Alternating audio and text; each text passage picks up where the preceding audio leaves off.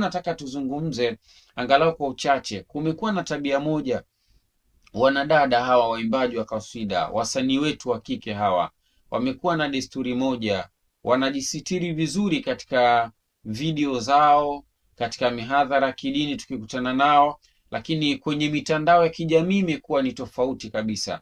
Ukiingia kwenye mtandao wa kijamii unamkuta mwanadada amejiachia, kichwa wazi, kifua kinaonekana, amejiachia kwelikweli, anatikisa makalio, anafanya vitu ambavyo wala hudhanii kama angefanya. Na hasa kinachoumiza zaidi ni Muislamu, lakini kinachoumiza zaidi ni mtu ambaye amejiweka kwamba ni mtu anayesaidia jamii kuwafikishia ujumbe wa Mola wake ama ujumbe wa Allah subhanahu wa ta'ala.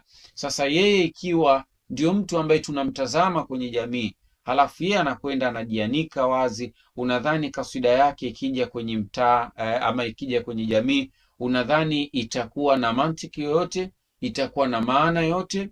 Itakuwa na nafasi ya kusikilizwa katika jamii? Jibu nadhani utakuwa nalo. Kikubwa zaidi, hebu badilikeni. Ukiamua kuwa ni msanii wa kaswida, basi hebu jitengeneze katika mazingira hayo. Hatutegemei kukuona umekwenda katika status zako ama katika peji zako Instagram, Facebook, TikTok, umeweka picha ambayo hauko stara, umeweka kule, alafu unatuambia siku moja moja na enjoy. Unaenjoy nini?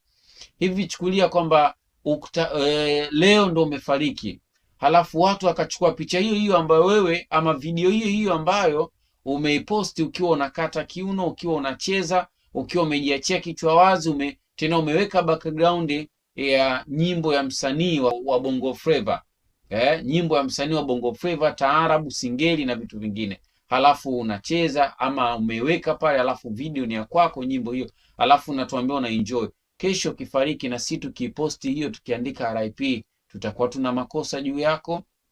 Kwa hiyo naomba tubadilike na tuelimike katika hili. Sina la ziada. Mimi ni ndugu yako Makame Mtikisa Ndimwi. Ama alaina illa albalaghul mubin. Wassalamu alaikum warahmatullahi wabarakatuh. Maasalam.